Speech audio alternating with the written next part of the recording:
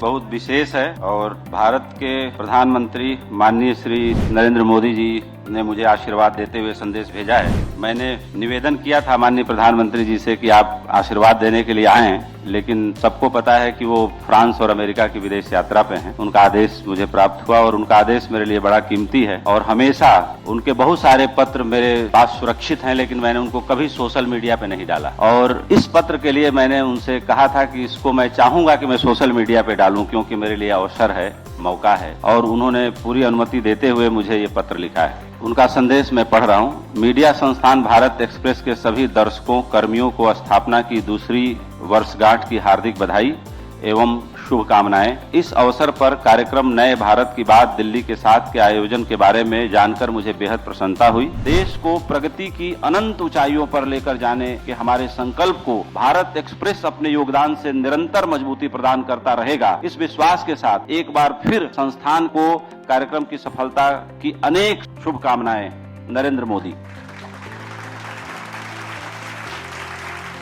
तो प्रधानमंत्री जी का ये पत्र 10 फरवरी को लिखा गया है, आज सुबह ही मुझे प्राप्त हुआ। मैं मानता हूं कि कई बार मीडिया पे ये आरोप लगता है कि मीडिया विपक्ष की बात को आगे बढ़ के नहीं दिखाता। मैं कह सकता हूं कि मैंने किसी विपक्ष की बात को दिखाने में कभी देरी नहीं की, और ये भी बहुत भरोसे के साथ कहता हूं कि मुझे आज तक सरकार की ओर से ये खबर चलानी है या ये खबर नहीं चलानी है, कोई निर्देश इंस्ट्रक्शन नहीं आया। बहुत भरोसे से बात बोल रहा हूँ। लेकिन होता यह है कि जब इस चैनल की स्थापना मैं कर रहा था, एक सवाल मेरे एक सहयोगी ने पूछा था कि आपके मन में अभी क्या भाव आ रहा है। तो मैंने बोला था कि जब कोई भी आदमी कोई न्यूज चैनल शुरू करता है, अखबार शुरू करता है, तो उसका मन तो पवित्र होता ही है, वो कुछ अच्छा ही करना चाहता है। लेकिन ये भी बात सही है कि बाजार के जो दबाव होते हैं, लोगों की उम्मीदों और आकांक्षाओं पे खरा उतरने और समय से डिलीवरी देने का जो प्रेशर होता है, वो बड़ा गहरा होता है और हर समय की अपनी एक मांग होती है। प्रथम नमन है दीपक ज्योति, प्रथम नमन है दीपक ज्योति, ऋषि तुझसे जगमग होती, ऋषि तुझसे जगमग। भारत माता की, भारत माता की। साथियों, सबसे पहले आप सबको बहुत बहुत बधाई, और विशेषकर भारत एक्सप्रेस के 2 वर्ष पूरे हुए भारत एक्सप्रेस परिवार को मेरी हार्दिक बधाई। इसी तरह से देश की सेवा करें आप, इसी तरह से जनमन के भीतर जो आज विकास की, एक पॉजिटिविटी की और लोगों की सेवा की भावना के साथ जो नई राजनीति आई है, उसके लिए आपके प्रयास बहुत सराहनीय और ये प्रयास आगे चलते रहें। जो लोग कहते हैं कि हमारी मंदिर जो तोड़ दिए गए और आप मंदिर को उद्धार करने के लिए, मंदिरों की संस्कृति को वापस लाने के लिए, ये बेकार की बात है, ऐसा नहीं करना चाहिए।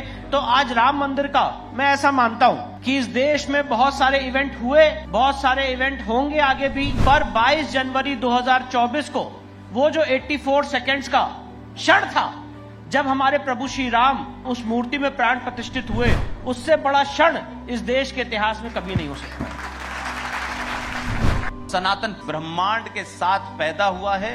इस ब्रह्मांड जब नष्ट होगा तब नष्ट हो जाएगा, और सनातन 5 तत्वों पे खड़ा हुआ है।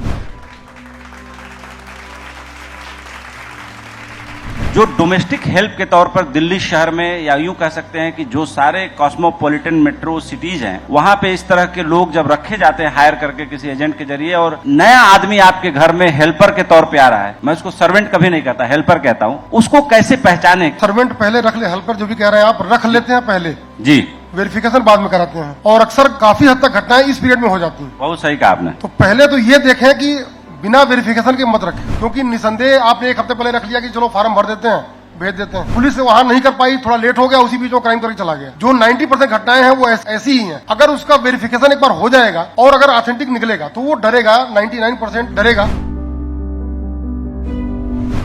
भारतीय फिल्म इंडस्ट्री में रवि किशन जी इकलौते ऐसे व्यक्ति हैं जो लगभग 750 से ज्यादा फिल्मों में काम कर चुके हैं। राजनीति में भी आए तो बेहद सफल रहे। ये पूरे भगवान शंकर के भक्त हैं, मस्त मलंग हैं और वैसे ही रहते हैं, कोई नजाकत तफासत नहीं दिखाते, ओरिजिनल आदमी है और यही ओरिजिनलिटी इनके काम में दिखती है।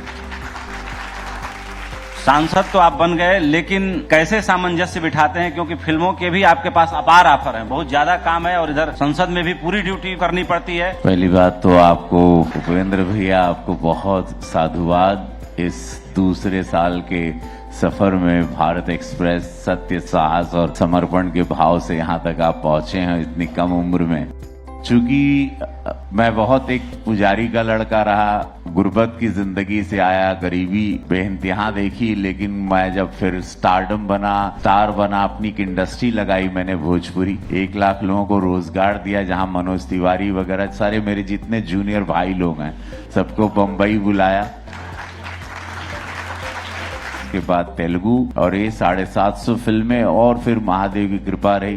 गृह मंत्री अमित शाह जी ने 2017 में बुला के हमको यूपी के चुनाव में उपेंद्र भैया प्रचार में उतारा इस प्रचारक, और रिजल्ट उस वक्त उत्तर प्रदेश में सरकार बनी ऐतिहासिक। मैं कहाँ का सांसद हूँ? थोड़ा ऊंचा सुनता हूँ। कहाँ का? गोरखपुर का सांसद हूँ, वहीं रहता हूँ, वहाँ शूटिंग करता हूँ, वहीं रोजगार भी देता हूँ और उपेंद्र भैया रंगमंच भी करता हूँ। तो ये मोदी योगी जी को धन्यवाद, ऐसे लोगों के हाथ के नीचे मैं सानिध्य मुझे मिला है, जहाँ ट्रेनिंग मेरी बहुत अच्छी इस पार्टी में हो रही है। दूसरी तरफ हमारे आलोक कुमार सर बैठे हुए हैं, जो कहा जाता है कि देश सेवा के लिए अपना तन मन धन समर्पित करके काम करना। आप विश्व हिंदू परिषद के अंतर्राष्ट्रीय अध्यक्ष हैं, सुप्रीम कोर्ट में वरिष्ठ अधिवक्ता रहते हुए अपने तन मन धन, जो मैंने कहा, वो तीनों तरीके से आपने हमारे लिए, हमारे देश के लिए काम किया है और लगातार काम कर रहे हैं। 2014 में तय किया अब संघ का काम करूंगा और उसके बाद में विश्व हिंदू परिषद का। और जब मैं पीछे मुड़ के देखता हूं तो मुझे बहुत संतोष होता है कि एक संयोग ऐसा कि मेरे समय में राम मंदिर का फैसला आया, मेरे समय में राम मंदिर का शिलान्यास हुआ और वहां पर भगवान की मूर्ति की प्रतिष्ठापना हुई। जब आप सिनेमा में आई तो के आपको सबसे मशहूर गायक रहे, कौन गीत रहे और सबसे मशहूर हीरो के रहे, जैसे आप चाहें कि हम अगर आई गल में तो हमार देखो बहुत कम लोग के मालूम है, मुझे मिथुन चक्रवर्ती बहुत पसंद है, क्योंकि मुझे लगता था कि वो मेरी तरह नॉर्मल लुकिंग है। और नेक्स्ट डोर अमिताभ बच्चन को तो हम पसंद करते थे, मिथुन ऐसा लगता था कि नहीं यार ये अपना, अगर ये आ गए तो हम भी कहीं खप जाएंगे। जाते जाते कुछ मैं आप लोगों को सुनना चाहेंगे तो यह कब कि ये दिल्ली के जो उसके रिजल्ट के बाद अब कहा भी केजरीवाल जी के की जिंदगी झंड बा, अब शीश महल वाला लोगन के कौन बात के घमंड बा। वो जैसन सोच ले रानी वैसन धनिया मोर बाड़ी, जैसन चहले रहनी वैसन पियवा मोर बाड़ो, सावर न गोर बाड़ा हो। भारत माता की। आचार्य जी से एक सवाल है कि आपकी नजर में आचार्य जी सनातन क्या है? सनातन की लंबाई और गहराई कितने हजार सालों की है और सनातन को लेकर के आज इतनी बहस क्यों है, इसकी जरूरत क्यों है? धन्यवाद उपेंद्र जी, ये सवाल मुझसे किया है और इस सवाल के पीछे जो आपका भाव है उसकी निर्मलता की सराहना करते हुए इसका उत्तर देने का प्रयास करूंगा। धर्म सिर्फ एक है, पूरी दुनिया में पूरी मानवता का जो धर्म है, प्राणी मात्र का जो धर्म है, वो सिर्फ सनातन है। जो सत्य है वही शाश्वत है और जो शाश्वत है वही सनातन है।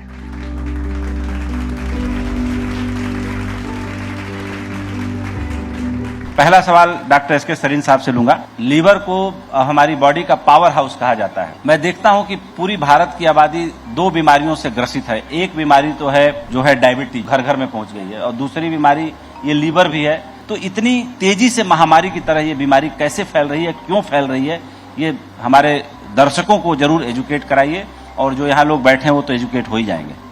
धन्यवाद उपेंद्र बुलाने के लिए और इतने अच्छे लोगों से सबसे मिलाने के लिए। 5 पी की बात कर दो। ये सर बड़ा फायदा होगा। पी का मतलब वो वाला नहीं, पीने वाला नहीं। डॉक्टर्स के लिए 5 पी के सिद्धांत ही हैं। सबसे पहला पेशेंट। दूसरा पॉपुलेशन, कि खाली एक ही नहीं, जब आप किसी को देखते हैं तो पूरा नजरिया सामने होना चाहिए कि जो मैं कर रहा हूं, जो मैं लिख रहा हूं, उसका बाकी लोगों पे क्या असर होगा। तीसरा पी का मतलब है फार्मा, कि मैं जो लिख रहा हूं उसको इस तरह से नहीं देखा जाए कि मैं उसको फेवर कर रहा हूं या उसको फेवर कर। तो फार्मा।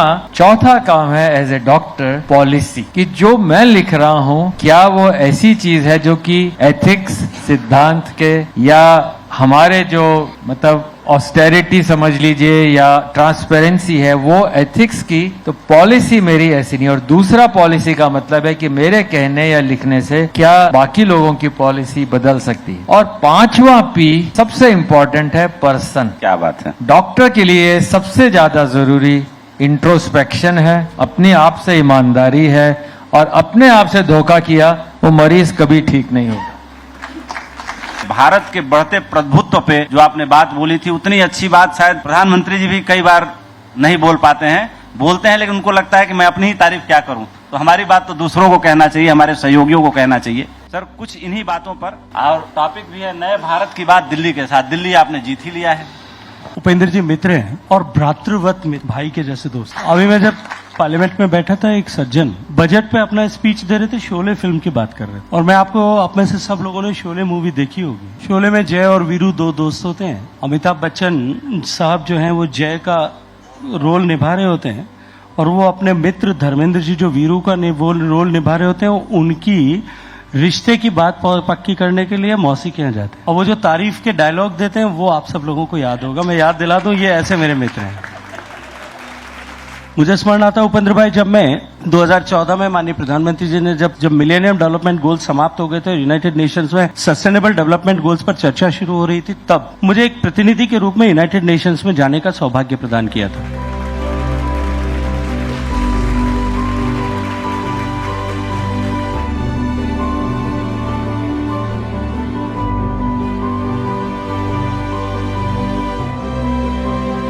प्रधानमंत्री मोदी ने इस पर बड़ा जोर दिया शुरुआत के वर्षों में, और पीछे भी दवाएं होती थी, वाकई बहुत महंगी मिलती थी, गरीब आदमी की अप्रोच से बहुत दूर होती थी। उनकी कीमतों में 100% तक गिरावट की गई। उत्तर प्रदेश सरकार को इसका कितना फायदा मिला, चूंकि भारत सरकार की ओर से मुहिम चालू की गई? देखिए, उत्तर प्रदेश सरकार, भारत सरकार, जैसा मैंने कहा, लगातार हेल्थ को एक प्रायोरिटी सेक्टर मानती है। बेसिक इंफ्रास्ट्रक्चर हेल्थ बहुत अच्छी होनी चाहिए। मोदी जी, आदरणीय योगी जी लगातार इस पे कार्य कर रहे हैं। आपने राजनीति में करीब 5 दशक देखे हैं, तो 50 साल की राजनीति में, जो राजनीति में शुचिता थी और जो राजनीतिक लोगों में विनम्रता थी, तब की राजनीति में अब की राजनीति में कितना परिवर्तन आया है सर? 9 अगस्त 1974 को मैंने पहली बार किसी राजनीतिक पार्टी की सदस्यता ग्रहण की थी, और वो पार्टी थी भारतीय लोकदल लेड बाई चौधरी चरण सिंह। तब की और राजनीति में और अब की राजनीति में बहुत फर्क। मुझे कम उम्र में ही दोनों सदनों में जाने का मौका मिला। तब ना ऐसा असहिष्णु वातावरण था, तब ना ऐसे व्यवधान थे, ना गाली गलौज था, ना असहिष्णुता थी, ना बदले की भावना थी। और उस समय के नेता अब के विपक्ष के नेताओं से ज्यादा एग्रेसिव थे। ऐसे ऐसे लोग थे कि सरकारें और मंत्री भी सोचते थे कि पता नहीं आज क्या होगा। लेकिन जब सेंट्रल हॉल में हम बैठते थे तो हमें पता ही नहीं था कि आजू बाजू में कोई दूसरी पार्टी का नेता बैठा हुआ है। अब तो दूसरी पार्टी का नेता एक पार्टी के समूह के नेताओं के बीच में जाते हुए और बैठते हुए डरता। तब ऐसा नहीं, तब हम राजनीतिक तौर पर एक दूसरे से असहमति रखते थे, ईर्ष्या नहीं रखते, विद्वेष नहीं रखते, बदले की भावना नहीं रखते थे।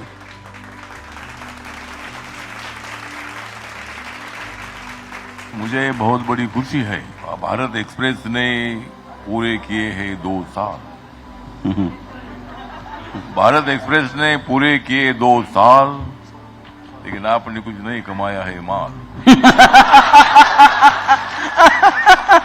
ये अच्छी बात कही सर, माल नहीं कमाया मैंने, माल खर्च किया है। मैं हर साल आपका पूछता रहूंगा हाल। मैं हर साल आपको पूछता रहूंगा हाल, और तुम्हारे पास नहीं है तो मैं कुछ दे दूंगा तुमको माल।